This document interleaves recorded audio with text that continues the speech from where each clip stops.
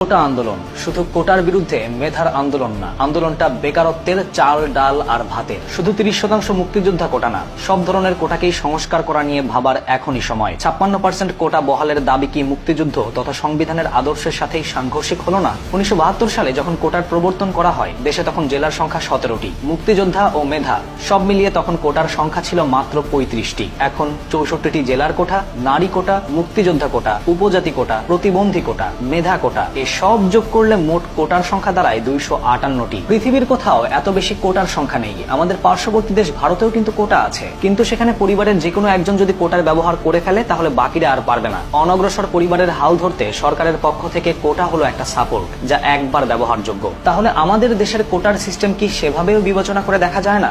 বাংলাদেশ রেলওয়েতে পোষ্য কোটার তাণ্ডবে 18 কোটি জনগণের দেশে যদি মাত্র 3 জন সাধারণ মানুষ সরকারি চাকরি পায়, তবে চিন্তা করে দেখেন আমার আপনার মতো সরকারি চাকরি চেয়ে হন্যে হয়ে ছুটে বেড়ানো শিক্ষিত বেকারের সংখ্যা আকাশচুম্বী হবে নাই বা কেন? কোটার বিরুদ্ধে এই গণজোয়ার, এই আন্দোলন শুধু মুক্তিযোদ্ধা কোটা বাতিলের না। চাকরির পরীক্ষায় 186 পেয়েও প্রথম হয়ে চাকরি না পাওয়া যুবকটি জানে মগজ ভর্তি মেধা নিয়েও শূন্য পকেটের দায়ে কেন রাস্তায় স্লোগান দিতে হয়। বছরের পর বছর বিসিএস এর পেছনে নিজের বেকার জীবনকে উৎসর্গ করা মানুষটির পরিবার জানে কেন চিৎকার করে গলা ফাটিয়ে পিঠে লিখে প্রমাণ করতে হয় আমার মেধা আছে, শুধু একটা চাকরি চাই। আপনারা আমার মেধার 56% কেটে